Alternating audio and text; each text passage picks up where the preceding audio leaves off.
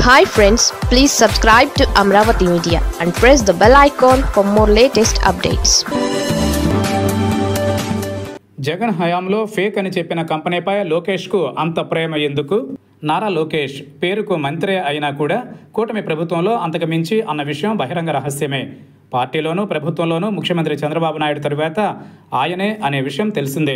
ఇదంతా ఇప్పుడు ఎందుకంటే ఎంతో భవిష్యత్తున్న నాయకుడైన లోకేష్ కూడా ప్రతిపక్షంలో ఉన్నప్పుడు ఒకటి, అధికారంలోకి వచ్చిన తర్వాత మరొకటి అన్న చందంగా వ్యవహరిస్తూ విమర్శలు మూటగట్టుకుంటున్నారు. అందుకు బెస్ట్ ఉదాహరణ ఇండోసోల్ కంపెనీ వ్యవహారమే.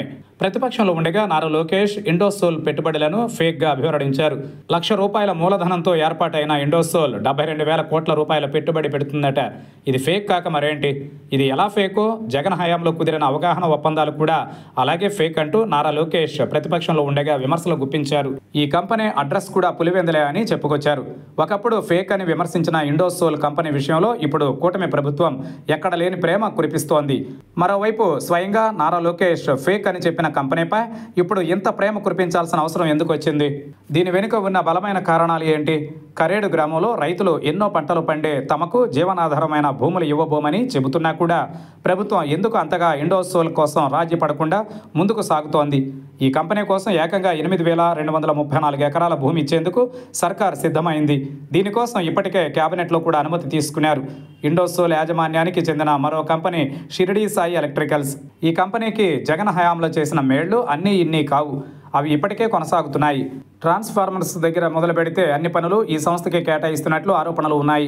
జగన్ పేరు ఎత్తితే చాలు మండిపడే చంద్రబాబు, నారా లోకేష్ ఈ గ్రూప్ కంపెనీల విషయంలో ఏక కూడా వాలనేయకుండా చూసుకోవడంతో పాటు వాళ్లకే పెద్ద ఎత్తున ప్రయోజనం కల్పించేలా వ్యవహరిస్తుండడం ఇప్పుడు టీడీపీ నేతలు, కేడర్ను కూడా విస్మయానికి గురి చేస్తోంది. నారా లోకేష్ చెప్పినట్లు జగన్ హయాంలో ఫేక్ కంపెనీలతో ఎంఓయూలు చేసుకుంటే ఇప్పుడు కూటమి ప్రభుత్వంలో కూడా అలా పుట్టిన కంపెనీలకు ఇలా వేల కోట్ల రూపాయల పవర్ ప్రాజెక్టులతో పాటు ఇతర రంగాల్లో కూడా ప్రాజెక్టులు కేటాయిస్తున్నారు.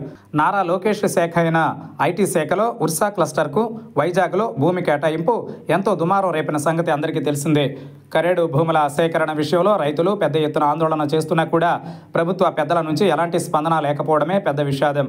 ఇక్కడ మరో విచిత్రం ఏంటంటే ఈ కంపెనీని ముందు తెర మీదకు తెచ్చింది జగన్మోహన్ రెడ్డి, వైసీపీ ప్రభుత్వమే కావడంతో వాళ్ళు కూడా సైలెంట్. అంటే రాజకీయంగా ఏమాత్రం పడదు అని పైకి కలరంగిచ్చుకుంటూ ఇండోసోల్ విషయంలో మాత్రం తెర వెనక అటు కూటమి ఇటు వైసీపీ కలిసి పనిచేస్తున్నాయి అనే విమర్శలు కూడా ఉన్నాయి.